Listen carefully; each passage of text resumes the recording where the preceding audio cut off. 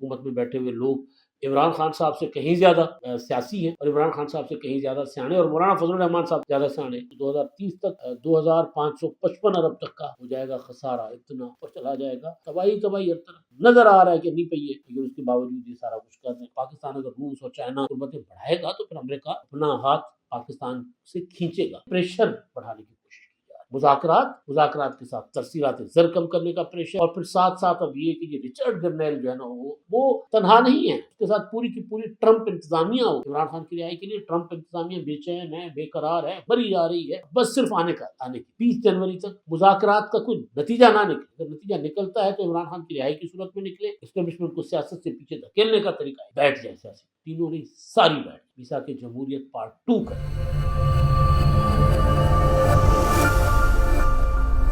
السلام علیکم، میں امداد حکومت اور تحریک انصاف کے درمیان مذاکرات انتہائی اہم اور ابتدائی مرحلے میں داخل ہونے جا رہے ہیں۔ میں اس کو انتہائی اہم اور ابتدائی مرحلہ اس لیے کہہ رہا ہوں کہ شاید اس سے آگے معاملات بڑھ نہ پائے۔ دونوں طرفین یعنی دونوں فریقین نے الگ الگ پریشر ٹیکٹس استعمال کرنا شروع کر دیے، اور خاص طور پر تحریک انصاف نے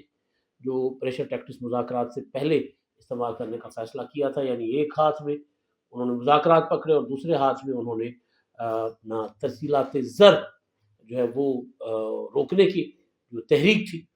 اس کا آغاز کر دیا ہوا ہے، اس پر زور دے رہے ہیں۔ پی ٹی آئی مسلسل فوکسڈ ہے، اور اب پی ٹی آئی کے جو قائدین ہیں باہر بیٹھے ہوئے، اندر بیٹھے ہوئے، ملک کے اندر بیٹھے ہوئے قائدین تو اس طرح کی بات نہیں کر رہے، لیکن باہر بیٹھے ہوئے پی ٹی آئی کے قائدین ہیں جن کے متعلق بذات خود تحریک انصاف کے اندر سے بھی سوال اٹھتے ہیں کہ یہ کون لوگ ہیں۔ یہ سوشل میڈیا کے قائدین جو ہے انہوں نے زور دینا شروع کر دیا ہے کہ اب لوگ روک دیں پیسے بھیجنا پاکستان، اور ادھر صدر ٹرمپ کی آمد کا ڈراوا دیا جا رہا ہے حکومت کو۔ بلاول بھٹو زرداری صاحب نے اس معاملے پر کھل کر بات کر دی ہوئی ہے کہ عمران خان بہانہ ہے، ایٹمی پروگرام اور میزائل پروگرام اور ایٹمی ٹیکنالوجی جو ہے وہ نشانہ ہے، اور حکومت کے جو وزیر دفاع ہیں خواجہ آصف صاحب، انہوں نے کہا کہ بھئی سوچ سمجھ کے مذاکرات کرنا، یہ چال باز لوگ ہیں، چال چلیں گے عمران خان صاحب، لوگوں کو استعمال کرنا ان کو آتا ہے، استعمال کر کے لوگوں کو اور اپنے مفادات حاصل کر لیتے ہیں۔ انہوں نے یہاں تک اپنے جو اسپیکر ایاز صادق صاحب ہیں ان پر بھی سوال اٹھایا، انہوں نے کہا کہ آج کل تو ایاز صادق اور پی ٹی آئی جو ہے وہ اتنے قریب ہیں کہ بچوں ہوا نہیں لنگدی بھائی، پنجابی میں کہتے ہیں، اتنے بالکل قریب ہے، یعنی جفا ڈال کے بیٹھے ہوئے ہیں، بہت پیارے ہیں، انہوں نے کہا بہت قربتیں ہیں ان کی پی ٹی آئی کے ساتھ، لیکن بہرحال انہوں نے کہا کہ یہ خبردار رہنا ہے۔ کل میں نے اس پر ڈیٹیل میں بات کر لی تھی۔ ابھی جو مدعا ہے وہ ہے مذاکرات کے لیے جو اہم ہفتہ ہے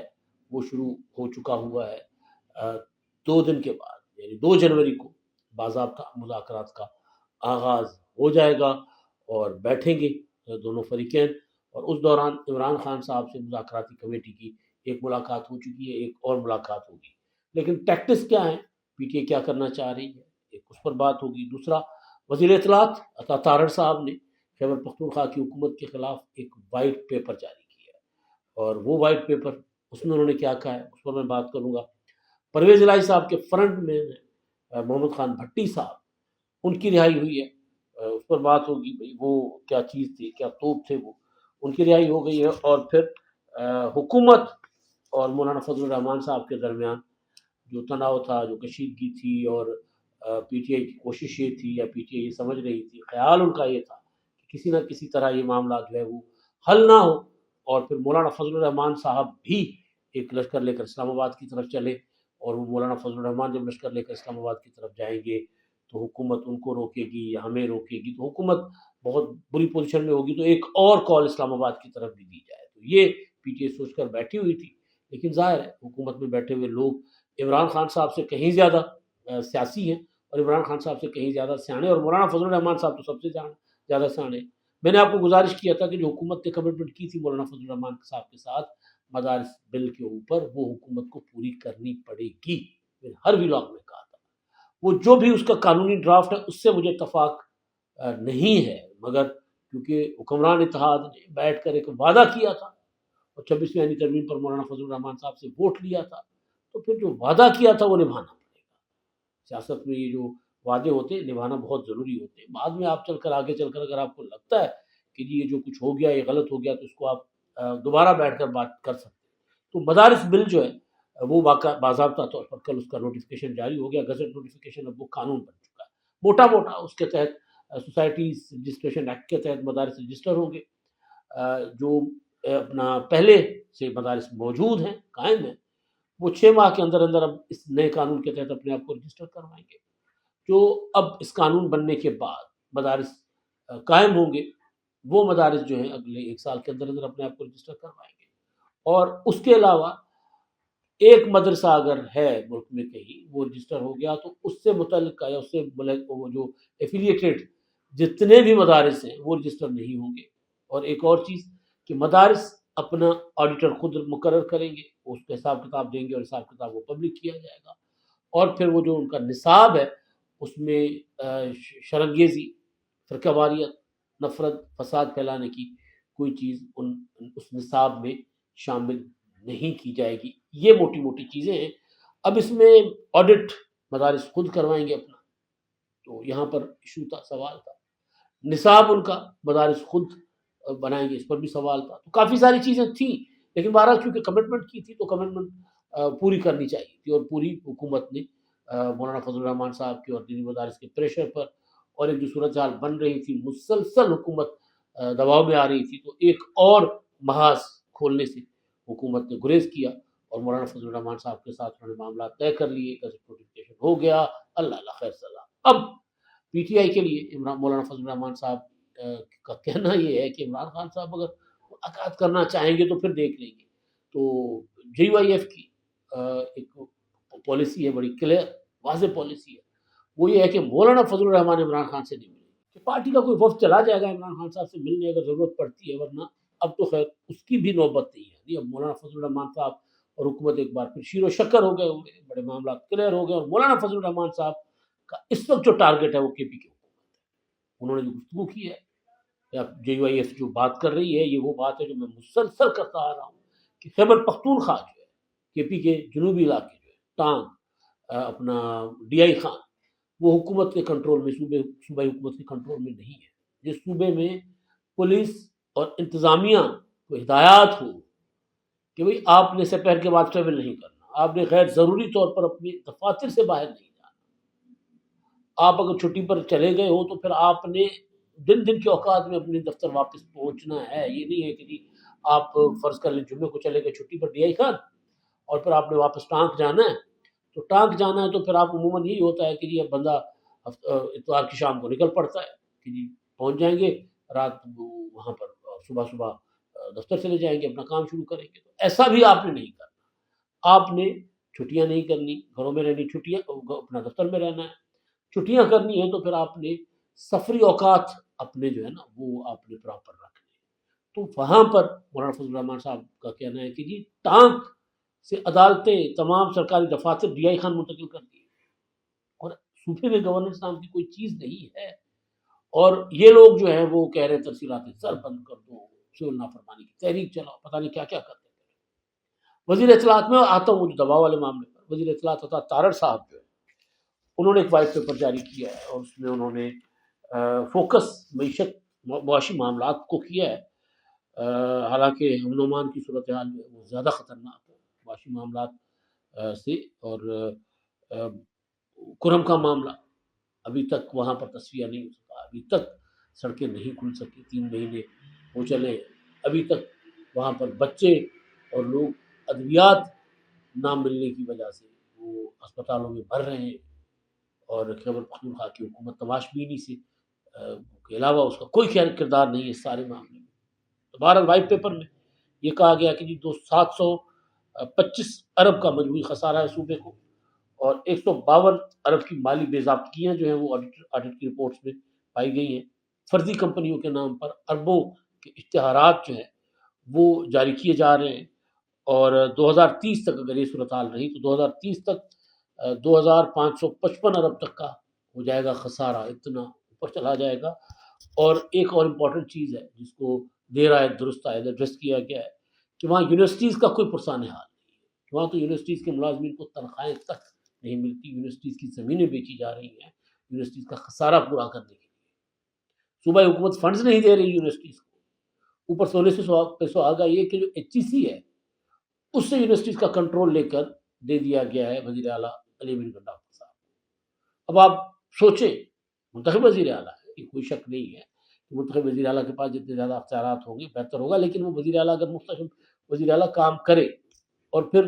गंडापुर साहब की अपनी तकरीर एक यूनिवर्सिटी में तकरीर कर रहे थे, उन्होंने कहा पढ़ाई से अपना कुछ नहीं जानता भाई, पढ़ाई दे नाल अपना पढ़ाई साड़ा कुछ नहीं बिगाड़ दी। वो कह रहे थे कि जी मैं तो पढ़ने लिखने से तो मेरा कोई दूर दूर तक का ताल्लुक नहीं है। कहते जिस यूनिवर्सिटी में जिस इदारे में मुझे एडमिशन मिला मैं वहाँ से अपना फेल होकर ही वापस आया। तो मुझे कहते मैं पढ़ाई वढ़ाई मुझे नहीं आती और कॉलेज से निकाला गया, गवर्नमेंट कॉलेज से निकाला गया, फलां जगह से निकाला गया। अब वो साहब जो हैं वो यूनिवर्सिटीज़ के वीसीज़ को कंट्रोल करेंगे और संभालेंगे, चलाएँगे। चलें कोई नहीं, बतौर वज़ीर आला तो फिर एक अली बिन गंडापुर नहीं है, वो वज़ीर आला हैं, लेकिन कोई चीज़ कोई मतलब विज़न कोई पॉलिसी कुछ नज़र तो आता हो। तबाही तबाही हर तरफ नज़र आ रहा है कि नहीं पई है, लेकिन उसके बावजूद ये सारा कुछ कर रहे हैं। अच्छा जी, अब जो मुज़ाकरात मैंने हुकूमत का तो आपको बता दिया, ये व्हाइट पेपर भी उसी का हिस्सा है, ख्वाजा आसिफ साहब की तकरीर भी उसका हिस्सा है और अगले एक आध दिन में कुछ और चीज़ें भी आएंगी। इवन बिलावल भुट्टो ज़रदारी साहब की तकरीर भी उसका हिस्सा है। सारे मामला की पीटीआई के ऊपर प्रेशर बढ़े या बिलावल भुट्टो ज़रदारी साहब ने ज़रा कुछ उसको ज़्यादा कर दिया, वसी कर दिया मामले को कि ये सिर्फ इमरान खान का मामला नहीं है, ये अमेरिका जो है वो पाकिस्तान की एटमी सलाहियत पाकिस्तान से छीनना चाहता है, मिसाइल टेक्नोलॉजी पाकिस्तान से छीनना चाहता है। कितना सही है कितना गलत है अलग बात, लेकिन मैं सुन रहा था पीटीआई के कुछ यूट्यूबर व्लॉगर कि जी अमेरिका जो है वो पाकिस्तान में इंसानी हुकूक की बात उसको पेट में दर्द है। अमेरिका को पाकिस्तान से इतनी असासे वगैरह का मामला नहीं है, ये हुकूमत ऐसे प्रोपेगेंडा कर रही है। अमेरिका को तो इंसानी हुकूक से बड़ी तकलीफ होती है, इंसानी हुकूक की खिलाफ वर्जियों पर, इसलिए वो पाकिस्तान में इंसानी हुकूक के ऊपर बात कर रहा है अमेरिका, और कोई मामला नहीं है। इसका एटमी असासों से कोई ताल्लुक नहीं है। इसका अपना जो है वो मिसाइल टेक्नोलॉजी से कोई ताल्लुक नहीं है। तो बंदा पूछे कोई यार इट वजी ताड़े सिर ते जो कुछ इसराइल में हो रहा है वहाँ इंसानी हुकूक नहीं है। अगर अमेरिका को इंसानी हुकूक की इतनी तड़फ है, पंजाबी तड़फ कहते हैं ना, इतनी तड़फ है अमेरिका नूं, तो फिर वो इसराइल नूं भी कुछ कवे, वहाँ कुछ नहीं है। अच्छा, वहाँ इसलिए नहीं कि वो तो इसराइल की लॉबी स्ट्रांग होती है, ऐसा नहीं होता। इंसानी हुकूक पर हर जगह है, इसमें कोई शक नहीं है कि पाकिस्तान की जब जब अमेरिका से हट के दूसरे ममालिक दूसरी ताकतों के साथ कुर्बतें बढ़ती हैं तो अमेरिका में तड़फ पैदा होती है। इमरान खान साहब कहते थे कि मैं रूस चला गया तो अमेरिका ने मुझे हुकूमत से निकाल दिया। या तो आप कहें कि वो बात गलत थी, इमरान खान साहब झूठ बोल रहे थे, बकवास कर रहे थे, कहे या तो फिर ये है कि हाँ ऐसा होता है कि अमेरिका को प्रॉब्लम होती है। ये नहीं है कि अमेरिका ने कोई रिजीम चेंज साजिश की थी, लेकिन इतना ज़रूर है कि अमेरिका पाकिस्तान अगर रूस और चाइना से कुर्बतें बढ़ाएगा तो फिर अमेरिका अपना हाथ पाकिस्तान से खींचेगा या पाकिस्तान को हर तरफ से टाइट करने की कोशिश ज़रूर करेगा। तो ये कह देना कि नहीं जी इमरान खान साहब जो हैं वो इतने बड़े कद के आदमी हैं कि जी अमेरिका जो उनके लिए मरे जा रहे हैं, ऐसा नहीं है। अब हो ये रहा है कि मुज़ाकरात 2 जनवरी को शुरू होंगे और मुज़ाकरात से पहले अब आप देखें कि पीटीआई का जो अपना ट्विटर अकाउंट है, ऑफिशियल अकाउंट है, उस पर देखें और फिर आज जब तक मेरा व्लॉग आ रहा होगा उसके बाद उस वक़्त तक या उसके बाद आपको इमरान खान साहब का कोई नया पैगाम भी मिलेगा। आज नहीं मिलेगा तो कल मिल जाएगा। क्योंकि मुज़ाकरात की टेबल पर बैठने से पहले पीटीआई जो है वो चाहती है कि तरसीलात ज़र जो हैं वो जो रोज़ाना रेमिटेंसेस आते हैं, हिसाब किताब तो बाद में होगा। अभी जो नया हिसाब किताब आया है उसके मुताबिक तो पाकिस्तानियों ने 31% ज़्यादा रेमिटेंसेस भेजे गुज़िश्ता साल के मुकाबले में, लेकिन इसका ताल्लुक बराह रास्त पीटीआई की इस कॉल से नहीं है, क्योंकि जनवरी से लेकर नवंबर तक का हिसाब है और तहरीक इंसाफ की जो कॉल है वो दिसंबर की है, तो उसका बराह रास्त उससे ताल्लुक नहीं है। लेकिन रेमिटेंसेस का हमारा जो स्टेट बैंक है जो थ्रू बैंकिंग चैनल आती है उसका तो रोज़ाना का भी हिसाब किताब मालूम हो सकता है। अगर कोई उसका डेटा देना चाहे तो पता चल जाएगा कितना उस पर असर पड़ रहा है। अगर असर पड़ेगा तो डेफिनेटली हुकूमत परेशान होगी। कह ये रहे हैं अब कि जी आपने महदूद कर देंगे जितना खर्चा चाय पानी दाल रोटी के लिए दाल दलिए के लिए आपको चाहिए आपके अहल खाना को वो भेज दें, बाकी आप रोक दें। तो उसके अलावा कौन सा पैसा भेजा जाता है? कोई नहीं भेजा जाता। जो मेहनत मजदूरी करने वाले, अभी जो रिपोर्ट है उसमें भी सऊदी अरब से सबसे ज़्यादा पैसा है। सऊदी अरब से कौन पैसा भेजता है? मैं कई ऐसे दोस्तों को जानता हूँ जिनके भाई جن کے بچے باہر سیٹلڈ ہیں، وہ یہاں پیچھے ان کے جو اہل خانہ سیٹلڈ ہیں ان کے لیے پیسے وہ نہیں بھیجتے۔ ہاں، میں سینکڑوں ایسے لوگوں کو جانتا ہوں میرے اپنے گاؤں کے، لاہور میں، پنجاب میں، کراچی میں، دیگر علاقوں میں، جن کے لوگ محنت مزدوری کرنے باہر جاتے ہیں، وہ ہر 15 دن ہر مہینے میں پیسے بھیجتے ہیں، بلکہ بعض اوقات تو ایسا بھی ہوتا ہے کہ بیچارے پہلے کوئی اچانک کوئی ضرورت پڑ جاتی ہے، کوئی بیمار ہو گیا، کوئی شادی غمی آ گئی، تو اس کے لیے بھی اچانک وہیں سے پیسے آتے ہیں۔ تو محدود کر دیں جی، پیسے صرف دال روٹی تک محدود کر دیں، بھائی دال روٹی کے لیے تو بھیجتے ہیں، محنت مزدوری کرنے والے یہاں پر پراپرٹیز نہیں بناتے، یہاں پر ایون پراپرٹیز بھی وہ بناتے ہیں جو وہاں سیٹلڈ ہیں۔ یہاں پر میں نے کئی بار کہا ہے، میرے چھوٹے بھائیوں کی طرح ہیں، بی بی سی کے پروڈیوسر ہیں، کہ وہاں میں نے بڑے سینئر فرقان الہی صاحب، انہوں نے ایک رپورٹ کی تھی، انہوں نے اور عمر دراز رنگیانہ صاحب نے میرا خیال ہے مل کے اپنا یہ جو منڈی بہاؤدین اور گجرات اور یہاں پر جو بڑی بڑے محلات ہیں ویران پڑے خالی پڑے، یہ محلات بنا کر لوگوں نے چھوڑ دیے، والدین زندہ تھے تو محلات میں ان کے لیے ایک آدھ ملازم رکھ دیتے تھے، وہ وہاں پر ان کو خرچہ ورچہ بھیج دیتے تھے، مگر جن کے والدین نہیں ہیں وہاں پر کوئی کیئر ٹیکر ملازم بیٹھا ہوا ہے، ان محلات کو دیکھ رہا ہے، ان کو وہ چائے پانی خرچہ پانی بھیجتے رہتے ہیں، تنخواہ بھیجتے رہتے ہیں۔ اس سے زیادہ جو لوگ سیٹل ہو گئے یورپ اور امریکہ میں، وہ نہیں بھیجتے پیسے پاکستان میں، اور جو محنت مزدوری کرتے بیچارے وہ کماتے ہی اتنا ہیں، آڑی نہیں چاڑی نہ نترے آڑی سومرا، روزانہ کی مطلب کماتے ہیں، روزانہ کھاتے ہیں۔ تو جو روزانہ کماتے ہیں، روزانہ کھاتے ہیں، وہ بیچارے وہ مہینے کا بھی انتظار نہیں ہوتا تو ان کے پیچھے ان کو کال آ جاتی ہے کہ بھائی پیسے بھیجو، تو چٹھی آئی ہے، وطن سے چٹھی آئی ہے، وہ یہی ہوتا ہے نا۔ وہ لوگ تو بیچارے وہاں پر مشینوں کی طرح کام کر رہے ہوتے، تو وہ کیسے پیسے بھی کم بھیج سکتے، ممکن نہیں۔ لیکن یہ پریشر بڑھانے کی کوشش کی جا رہی ہے، مذاکرات کے ساتھ ترسیلات زر کم کرنے کا پریشر، اور پھر ساتھ ساتھ اب یہ کہ یہ رچرڈ گرنیل جو ہے نا وہ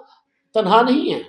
اس کے ساتھ پوری کی پوری ٹرمپ انتظامیہ ہوگی۔ عمران خان کی رہائی کے لیے ٹرمپ انتظامیہ بے چین ہے، بے قرار ہے، بری جا رہی ہے، اور بس صرف آنے کی دیر ہے۔ تو 20 جنوری تک، میں نے شروع میں بھی کہا تھا، مذاکرات کے لیے تحریک انصاف کوشش یہ کرے گی کہ 20 جنوری تک مذاکرات کا کوئی نتیجہ نہ نکلے۔ اگر نتیجہ نکلتا ہے تو عمران خان کی رہائی کی صورت میں نکلے،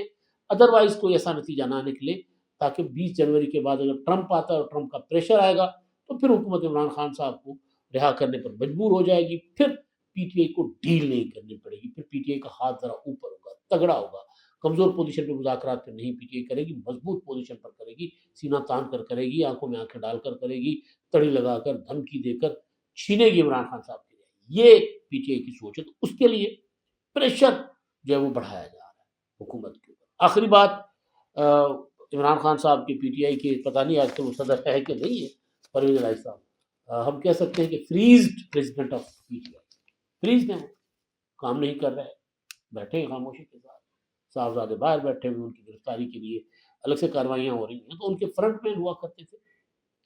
محمد خان بھٹی صاحب، پتہ نہیں کس طرح ان کو پنجاب اسمبلی میں لگایا گیا، کس طرح وہ سیکرٹری بن گئے، اور جب حمزہ شہباز اور پرویز الہی کا وزیر اعلیٰ کا الیکشن تھا تو اس میں ان کا بڑا کردار تھا، گجرات سے لوگوں کو لا کر اسمبلی کے اندر، یعنی اسمبلی کی حدود میں نہیں، ایوان کے اندر، ہال کے اندر ڈلوانے میں بھی ان کا بہت بڑا کردار تھا، اور پھر وہاں پر دھینگا مشتی ہوتی ہے، پھر وہ پرویز الہی صاحب کی ٹوٹی بازو جو اگلے دن پھر ٹھیک ہو جاتی ہے، پٹیاں اتر جاتی ہیں، اور وہ دعائیاں دینا، یہ کرنا، رونا پیٹنا، سارا کچھ انصاف نہیں کیا تھا۔ جو پرویز الہی صاحب کے جتنے کام تھے وہ یہ کرتے تھے، پرویز الہی صاحب کا ججز کا تعلقات، مظالم و نقوی، سارا کچھ انہوں نے بہت کچھ انکشافات بھی کیے تھے۔ وہ 2 سال کے بعد وہ رہا ہوئے ہیں، اور ان کی اہلیہ نے ان کی اہلیہ کے نام کا ٹویٹر اکاؤنٹ ہے، اس پر ایک ویڈیو رکھی گئی ہے، شاید وہ ان کی اہلیہ ہیں، شاید کوئی ایم ای اکاؤنٹ کیونکہ پی ٹی اے والے بنا بھی لیتے ہوتے ہیں، اس کو پی ٹی آئی نے ری ٹویٹ کیا ہوا تھا، میں نے وہاں سے دیکھا، ویسے میں نے خبر نہیں دیکھی، سفر میں ہوں، آج جو خیر سے سفر شام تک اختتام پذیر ہوگا۔ تو وہ جو اپنا وہ ان کی ہو گئی ہے رہائی،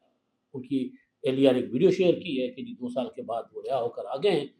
تو پرویز الہی صاحب رہا ہو گئے تو پھر انہوں نے بھی ہونا ہے، ظاہر ہے پرویز الہی کو رہائی مل جائے اور پرویز الہی کے لیے کام کرنے والوں کو رہائی نہ ملے، یہ ممکن نہیں ہے، لیکن جن کو نہیں ملنی رہائی وہ نظر آ رہا ہے کہ وہ نہیں ملنی۔ بلاول بھٹو زرداری صاحب نے ایویں ہی اپنا گڑی خدا بخش میں کھڑے ہو کر نہیں کہا تھا کہ جی عمران خان بہانہ ہے، پاکستان کی ایٹمی ٹیکنالوجی اور پاکستان کا میزائل پروگرام جو ہے وہ نشانہ ہے، اور خواجہ آصف صاحب ہمیں نہیں کہہ رہے کہ خبردار بھائی یہ لوگوں کو استعمال کرتے ہیں، اس میں کوئی شک نہیں ہے کہ مذاکرات ہی حل ہے۔ مذاکرات کے ذریعے اگر عمران خان صاحب ایک ٹیبل پر بیٹھ جاتے ہیں، جس پر اب پی ٹی آئی کے اندر سے مخالفت آنا شروع ہو گئی، یہ کیا بات ہوئی کہ جی عمران خان ان کے ساتھ بیٹھ گئے؟ عمران خان صاحب کے بیٹھنے کا مقصد یہ نہیں ہے کہ وہ آصف زرداری کو اور نواز شریف کو اسٹرانگ کریں گے۔ اس کا مطلب یہ ہوگا کہ عمران خان صاحب اگر سچے ہیں اسٹیبلشمنٹ کے سیاسی کردار کے خاتمے کے لیے، تو پھر یہی ایک موقع ہے کہ 3 کرسیاں اور تینوں بیٹھ جائیں، ادروائز اور کوئی موقع آپ کو نہیں ملے گا، اور کوئی طریقہ نہیں ہے اسٹیبلشمنٹ کا کردار کم کرنے کا۔ جتنا آپ فساد برپا کریں گے، جتنا آپ تحریک کے نام پر معاملات کو بگاڑیں گے، اتنا اسٹیبلشمنٹ کا کردار جو ہے وہ مضبوط ہوگا، کمزور نہیں ہوگا۔ کمزور کرنے کا طریقہ ایک ہی ہے، اسٹیبلشمنٹ کو سیاست سے پیچھے دھکیلنے کا طریقہ ایک ہی ہے کہ بیٹھ جائیں سیاسی قوتیں، تینوں نہیں ساری بیٹھ جائیں، میثاق جمہوریت پارٹ 2 کریں، ٹروتھ اینڈ ریکنسیلیشن کمیشن بنائیں، جنہوں نے جو گناہ کیے ہیں، غلطیاں کی ہیں، ان کی معافیاں مانگیں، اور اسٹیبلشمنٹ کو کہیں کہ بھائی آپ اب جانے، آپ کا کام جانے، یہ سرحد ہے، یہ ملک کا دفاع ہے، آپ جا کر سنبھالیں، باقی ہم سنبھالیں گے، اور کوئی راستہ نہیں ہے۔ آج بھی اگر تحریک انصاف والوں کو یہ سمجھ نہیں آ رہا کہ عمران خان صاحب مضبوط ہوں گے، تگڑے ہوں گے سیاسی برادری میں بیٹھ کر، تو پھر وہ سیاست چھوڑ دیں، کچھ اور کریں۔ اب تک کے لیے اتنا ہی، اللہ